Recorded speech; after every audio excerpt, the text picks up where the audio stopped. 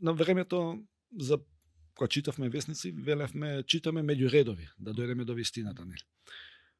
Потоа со развојот на технологијата, телевизијата, а посебно порталите, почнавме да читаме меѓу портали, нели. Дали се читаме меѓу алгоритми? Па да, добра е ова аналогија и мислам дека да, сосема добра. И аналогија и примери на вистина е денеска така. И ова можам да го поврзам со она што за да стигнеме да читаме меѓу алгоритми, денеска треба да бидеме, односно публиката, да биде медиумски писмен. И сега ако ти велиш на времето кога читавме вестници, читавме меѓу редови, и тогаш публиката требаше да биде медиумски писмена за да знае да чита меѓу редови. Но читањето меѓу редови тогаш и читањето меѓу алгоритми денес е голема разлика. Да, брзината е тука да. Земјата и небото, таа голема разлика и затоа е кога ќе ова е многу добар пример за тоа што значи денеска да се биде твојата аналогија е многу добар пример што значи денеска да се биде медиумски писмен за да можеш да читаш меѓу алгоритми, како што велиш ти, што е одлична илустрација.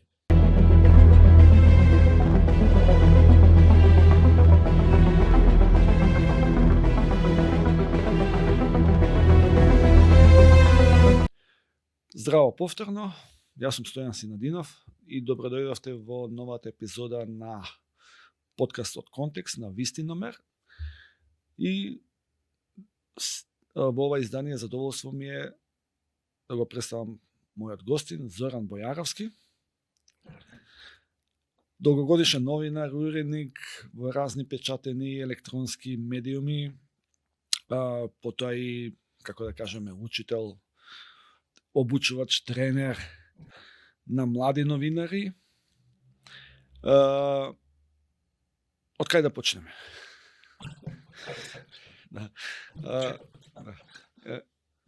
Интересно е тоа, за гледачите да имат некоја по-конкретна слика за тебе. Интересно е што кариерата главно ја започна во електронски медиум, односно македонска телевизија, па беше еден од протагонистите на таа прва екипа на Ајден телевизија. Потоа дојде во печатен медиум. Обично кај нас процесите беа обратни. Да. Па потоа еден од стана основач или уредник на еден од првите портали Кирилица, кој во времето кога тие беа малку, мислам, се броја на прсти.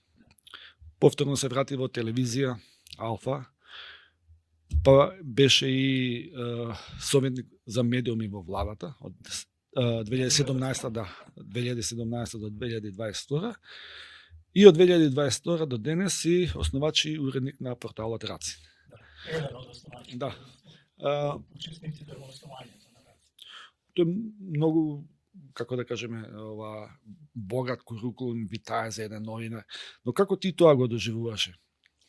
Па сега, кога ме подсетуваш на тоа и кога вака ги набраа сите, не знам колку може да звучи нескромно, ама јас од оваа перспектива денеска можам да кажам дека сум горд за тоа што учествував во сите овие проекти кои подоцна се покажаа како нешто што како медиуми, како проекти, како се што го правеа, како кои преживеале практично. Не само што преживеа, туку правеа и пресмртници во однос на медиумите.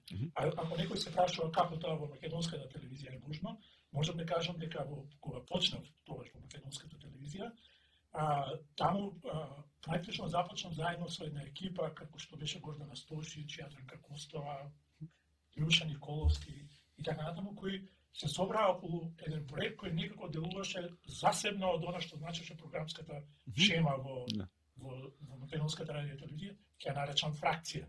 И од која се изродија тогаш беше тоа едно сериозно поместување во однос на новинарските продукти и она што може да го направи новинарството, ако се има предвид контекстот што значи еден јавен радиодифузен сервис. И беше одредено изместување. Па потоа дојде Ајден и тоа беше во тие години еден прилично ризичен потек да заминеш од нешто што е национална државна телевизија каде што во принцип ти е сигурна работата, платата и така натаму, и да влезеш во нешто што тогаш како приватна иницијатива, прва голема приватна иницијатива во медиумите, беше само прашање на неизвестност и на непознато како тоа ќе заврши, но заврши. Одеше добро, заврши како што заврши. АНН нели во судирот со власта. Подоцна. И потоа сите останати што ги спомна Кирилица, беше навистина прв медиум од таков тип, кој беше мултимедијален, кој собра една екипа која работеше на мултимедијални проекти, не беше тоа само обичен портал. И нашиот прв, што значи тоа, можам да кажам дека првиот пример што значи тоа беше известувањето од Тоа само го спомнам, да. 2008 година. 2008 година. На кој начин падна од да, број на денеска би се рекло си го срушил интернетот, тогашниот интернет, да. Да. Автор си и на книги, пишување за електронски медиуми, пишување за печатени медиуми. Мислам, се овој разговор го започнавме со новинарството, но на времето за кога читавме весници, велевме читаме меѓу редови, да дојдеме до вистината, нели. Потоа со развојот на технологијата, телевизијата, а посебно порталите, почнавме да читаме меѓу портали, нели. Дали се читаме меѓу алгоритми? Па да, добра е ова аналогија и мислам дека да, сосема добра. И аналогија и примери на вистина е денеска така. И ова можам да го поврзам со она што за да стигнеме да читаме меѓу алгоритми, денеска треба да бидеме, односно публиката, да биде медиумски писмена. И сега ако ти велиш на времето кога читавме вестници, читавме меѓу редови, и тогаш публиката требаше да биде медиумски писмена за да знае да чита меѓу редови. Но читањето меѓу редови тогаш и читањето меѓу алгоритми денес е голема разлика. Да, брзината е тука да. Земјата и небото, таа голема разлика и затоа е кога ќе ова е многу добар пример за тоа што значи денеска да се биде твојата аналогија е многу добар пример што значи денеска да се биде медиумски писмен за да можеш да читаш меѓу алгоритми како што велиш ти, што е одлична илустрација. И тоа е, мислам дека е добра насока во која размислуваме и мојот одговор во таа насока оди дека за да го правиме ова читање меѓу редови, меѓу портали, меѓу алгоритми, треба да бидеме навистина медиумски писмени и затоа е толку важно денеска ова прашање. Уште од времето нели кога беше Маршал Маклуан, кога беше закон, да кажеме, во неговата теорија беше закон во медиумите. Уште од тогаш оди она постојано надградување, нели, неговата теза за светот како глобално село.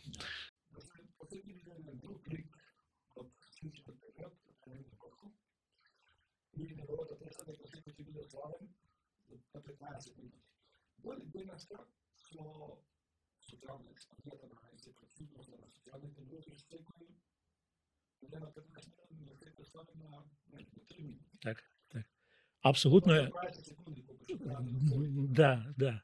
Што донесе тоа? Што донесе технологијата во својата професионална живота? Тоа е добро прашање и многу сложено прашање.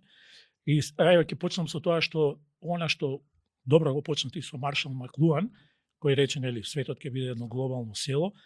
Тоа што го кажа потоа Енди Уорхол, секој ќе биде јунак или херој на 5 или 15 минути, стигнавме до тоа да во времето на експанзија на интернетот и дигиталната технологија дојдовме до тоа дека денеска секој сам за себе може да биде медиум. И тоа е практично една еволуција која е неспоредливо брза и молскавично брза во однос на индустријските револуции претходно што ги знаеме, кои траја, да речеме, ќе почне и например големата индустријска револуција траеше 100 години. Почна негде на средината, на крајот на 18-тиот век, продолжи во 19-тиот век, па можеме да кажеме дека заврши во 20-тиот век, некаде кај што почнуваат некои други револуции во однос на овој тип на индустријски, културни, сексуални револуции и така натаму. Но она што се случува сега во период кога излезе интернетот, кога знаевме, кога сватиме веќе што значи интернет и дигиталната револуција, промените се неверојатно брзи. Тоа е една молскавична брзина и ние понекогаш ми се чини дека не можеме да го фатиме чекорот со развојот. И понекогаш мислам дека дури заостануваме колку напред оди технологијата и пак ќе се вратам на она медиумската писменост и не само и технолошката, бидејќи сега треба да зборуваме веќе и за дигитална или технолошка писменост, за да можеме да бидеме во чекор со сето она што се менува. И кога за да не остане необјаснето, секој може да биде медиум, навистина е тоа така. Денеска со пристапот, кога ти имаш на телефон сите можни апликации кои се потребни за да креираш видео содржина, текстуална содржина, да ја пласираш на мрежите, да направиш на мрежите своја мрежа од следбеници, да се шири тоа, практично дојдовме до тоа дека тоа е сосема реалност, дека секој денеска може да биде медиум. Само прашање е дали сака да биде тоа или ќе се организира во редакција, па ќе прави нешто пошироко. Така е. Така е, да. Да. Да.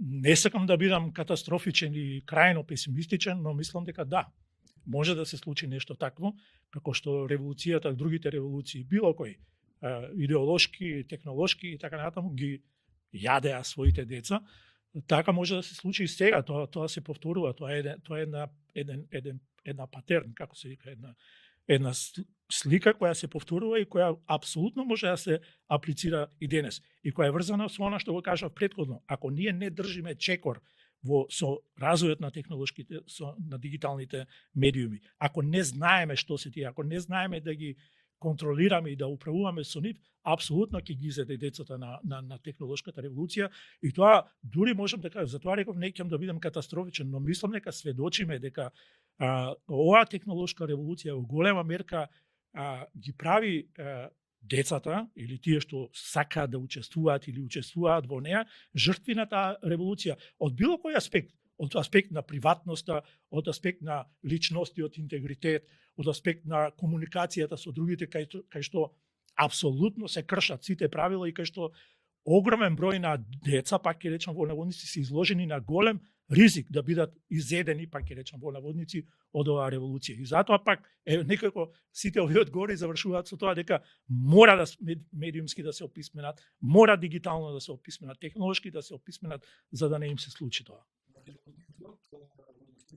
Да. Да. Да. Така, се покажа и тогаш дека не е решение, туку и тогаш поуката беше дека мора да ја контролираме, да го сообразуваме системот, општествениот систем, културниот систем, со тоа што го диктира било која технолошка револуција. Така и овој пат. Исто мора да ги сообразуваме нашите навики, општествените концепти, да ја предвидуваме и иднината, да си имаме визија, соодветно на тоа колку ја контролираме и колку ја знаеме каде оди технолошката револуција. И еве ова што, ако на тоа се надодаде во таа молскавична брзина со која се развива технологијата на виртуелната, на вештачката интелигенција и ризикот на кој се изложени професиите, културните концепти, иднината на луѓето, доколку не управуваме со вештачката интелигенција на начин кој ќе биде под контрола и во владение на луѓето, нас ќе не се случат катастрофални последици. Не само губење на работни места, ќе се изгуби идентитетот. Едноставно, во оваа фаза, можеби и не сум размислувал толку, но не можам да претпоставам кои ќе бидат последиците, а може да бидат многу големи.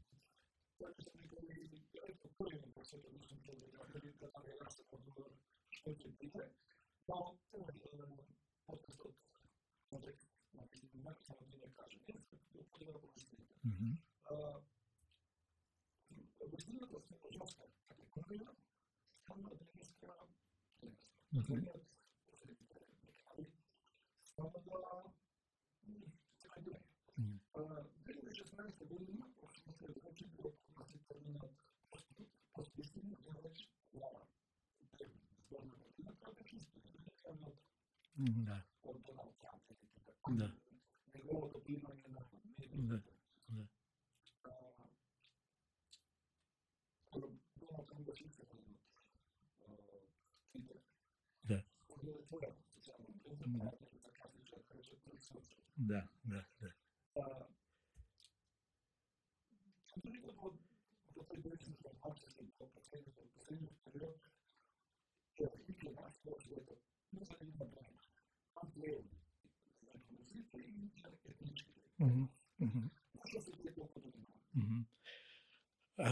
За да одговорам на ова прашање, ќе се надорзам на мојот претходен одговор. Значи, кога реков дека мора да медиумски, технолошки, дигитално да се описмениме и да ги владееме технологиите и сите алатки што постојат во оваа дигитална ера и во ерата на вештачката интелигенција, ако не го направиме тоа, со нив ќе владеат некои други центри на моќ, кои од нивна страна ќе диктираат што е тоа вистина. Така полека стигаме до суштината на твоето прашање. Ако некој друг ги контролира тие алатки на дигиталната револуција, на вештачката интелигенција, нормално, и ако тој ја има таа моќ да го прави тоа, сосем очекувано е дека ќе креира своја вистина, дека ќе создава атмосфера, амбиенти, насоки во кои тие ќе ја диктираат својата вистина. И за тоа ќе дојдеме во оваа ситуација кога нема да знаеме што е вистина, кога ако не ги знаеме, ако не сме медиумски писмени и така натаму. Тоа дека вистината што ја особено што почна да се наметнува како концепт дека не е единствена, дека постојат многу вистини или дека постои нешто што се нарекува поствистина, е апсолутно резултат и на ова што го говорев до сега. Бидејќи во таква ситуација ние очигледно дека си го заземаат просторот, си го зазедоа просторот и уште повеќе го заземаат и така натаму, ако на тоа не се воспостави некој отпор, некој резистанс во однос на таа работа, ќе издоминираат и тоа е голема опасност. И сега, ако одиме понатаму, тоа може да биде во однос на одговорот на твоето прашање. Не мора да биде само интеретнички. Не, ќе ги напаѓаат сите концепти на некаков на либерални и демократски вредности кои нив не им одговараат и ќе прават околу тоа сериозни концептуални напади. Тоа апсолутно да не се сомневаме тоа и ќе можат да ја контролираат целата оваа ситуација. Само ќе направам еден скок за да објаснам колку е моќна таа машинерија ако не се спротивставиме како што треба. Излезе пред некое време некој ќе рече тривијална една забелешка, дека некоја кинеска компанија која произведува автобуси може да ги контролира автобусите во Европа, од далечина, од Кина.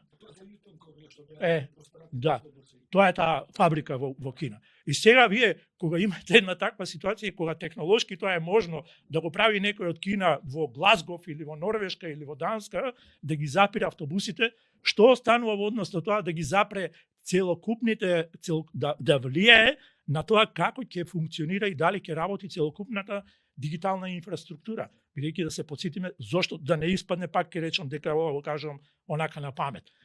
Ова го поврзувам со тоа што силната експанзија на дигиталната технологија од Кина во Европа наметна прашања кои се апсолутно сериозни за размислување и за тоа да ставиме точка и да видиме каде ќе одиме во таа насока, бидејќи големите кинески технолошки компании во голема мерка сакаа или успеа во некои држави да влезат во дигиталната инфраструктура на тие држави, на предавателите, на мрежите и така натаму.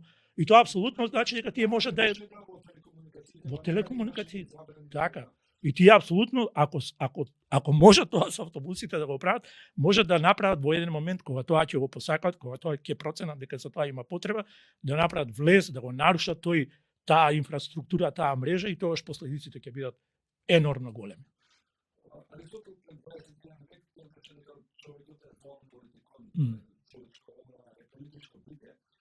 Тоа кај нас преведено е, ако не се занимаваш со политиката ќе се занимаваш. Но сепак, за да се направи тоа, сепак, според мене, потребно е, доколку тоа би било во смисла само организирање или не, тоа нема да успе. Беше советник во владата на 2017-2020 советник за медии. Кога се питаме која партија била на власт во минатото, дали во Македонија владата како институција има механизам да се справува со дезинформација.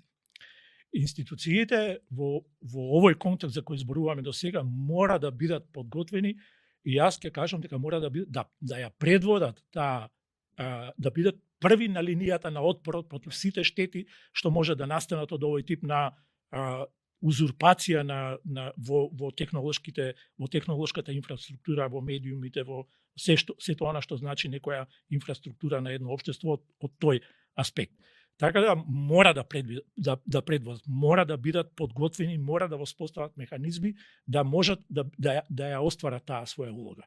Во тој период не ми се чини туку за прв пат таа гарнитура, независно кој беше на власт, но тогаш беа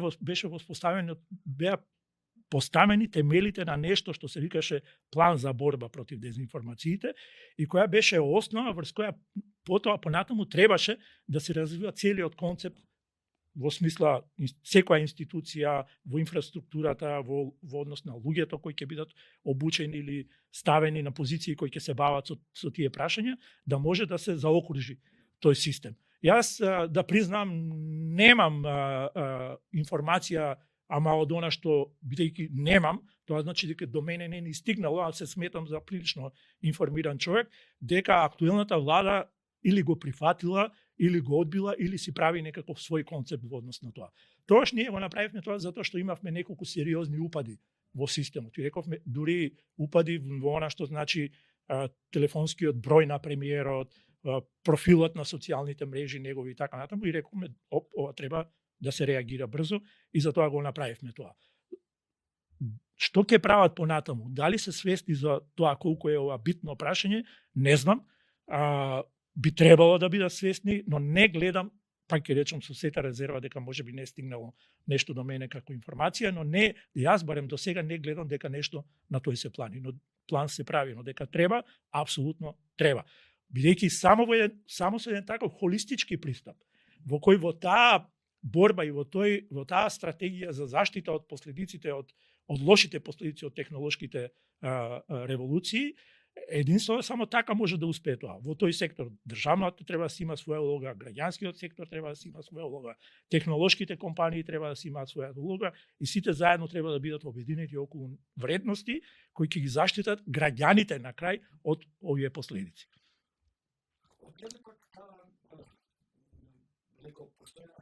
Хистеризација на општеството. Двете главни, да кажеме, двете главни политички блока кои што се менуваат на власт последните 35 години. Како да го прават сето она што во последниот период се нарекува вотабилизм. Големата партија на една власт, која ќе се избие некој скандал, они ќе чак постои или истите други така прават. Вотабилизмот како алат, како наводници за релативизација, негација или банализација. Да. Стигнаме до еден термин банализација на злото Хана Арендт, која што со тој термин со таа диагноза го предиктиваше нацизм. Така е. Но кој ќе донесе таа банализација? Па може да, ако Последно имаме два случаи. Едниот е стопирањето на ИПАР програмата заради државниот службеник кој е директор на таа платежна агенција, платене во корупција мито. А од друга страна, фалбата на градоначалникот на Скопје Роце Георгиевски, како донел план за изграда на првата подземна сообраќајница во Скопје, што биде сообраќајно чудо да сега не видено, постоешко и така натаму. Еве да тргнам од тоа, кои би можеле да бидат последици на тоа, па што ако, и другите тоа го правеа, од Хана Арендт, например, ако она го нарече банализација на злото, тоа што се случуваше во Германија кога се раѓаше нацизмот и кога огромен број и интелектуалци и политички лидери на тоа време предоцна сватија што им се случува, дека чукна на вратата ѓаволот по своето. Да.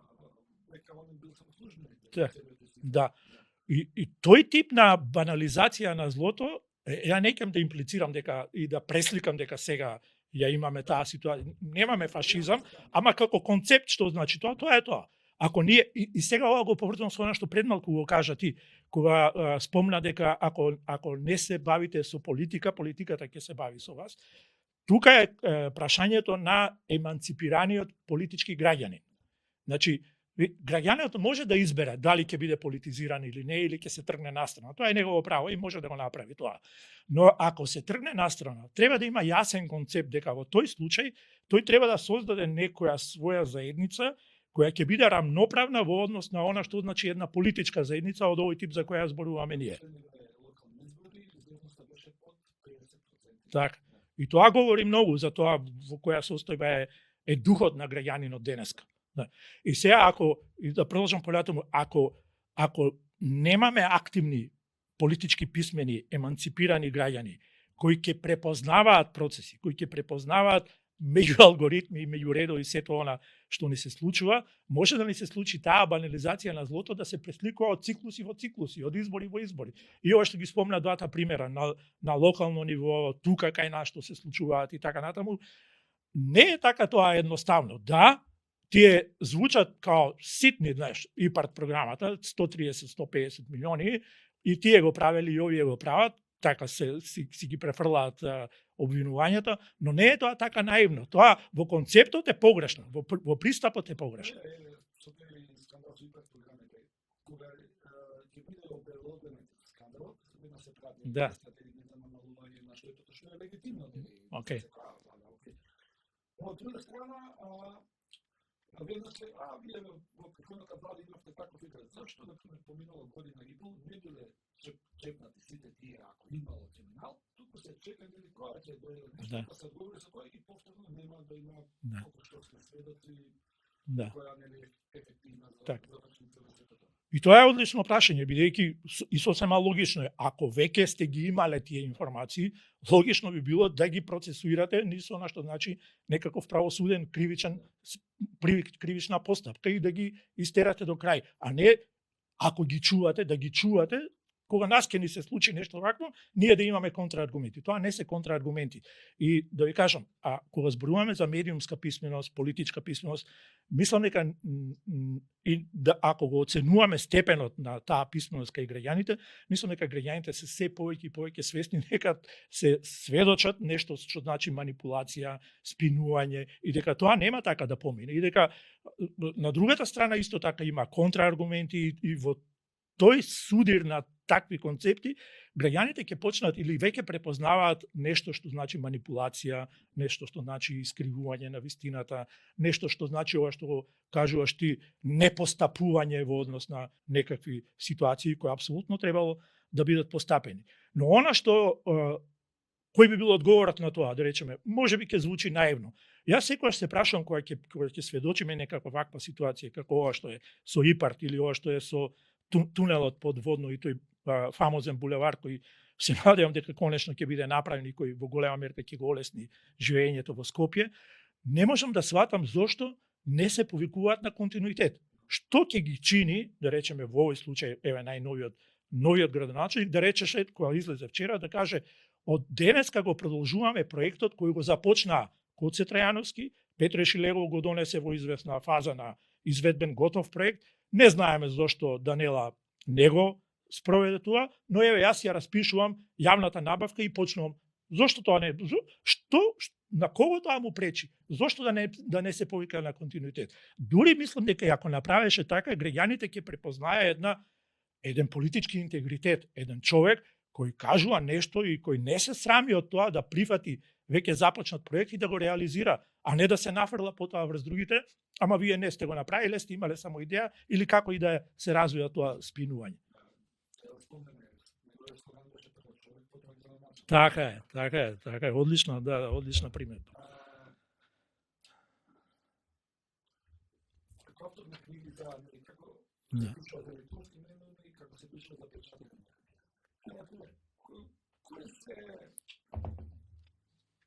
Кои се, например, главните лекции кои што си ги давам на твоите студенти? Знаеш како, ние до сега зборувавме за тоа колку е молскавична брзината, како се развивале медиумите, но во основата првите лекции и единствени лекции се многу едноставни. Многу едноставни. Има повеќе страни. Секогаш треба да бидат афирмирани повеќе страни. Оставете им го тоа заклучокот на публиката, на граѓаните. Дајте им ги сите опции, дајте им ги сите пристапи, дајте им ги сите погледи на некој проблем, на некое прашање за кое сакате да известувате, нека изведат сами заклучоци. Ако имате аргументи, ако правите, не знам, истражувачко новинарство, во кое сакате да навлезете подлабоко, повторно истите правила важи. Ако стигнете до некои информации, двојно проверете ги. Дали е тоа така, дали оваа информација е соодветно, како на таа информација гледа другата страна, нека ја толкува другата страна. Само и тоа се правилата од почетокот на новинарството до денес. Како се облечени денеска медиумите и како функционираат е нешто сосема друго. Но тоа во голема мерка се напушти и особено пак ќе се вратам сега на она концептот секој може да биде медиум, денеска пристапот до технологијата го озможува тоа и за жал најголемата болка е клик повеќе, клик повеќе, клик повеќе. Тоа е нешто што е убиствено за развојот на медиумите и за она во кое најчесто страда вистината. Во таа брзина за клик повеќе, а да не ги опфатиме овие едноставни прашања кога е во прашање проверката на фактите, проверката на вистината, страда новинарството и страда и публиката. И на крајот страда и медиумот. Еден ден публиката ќе рече не, овој медиум го препознавам како таков, веќе нема да го кликам. Молам. Да. Благодарам што ме гледате. Ова беше новата епизода на подкастот Контекст на вистина.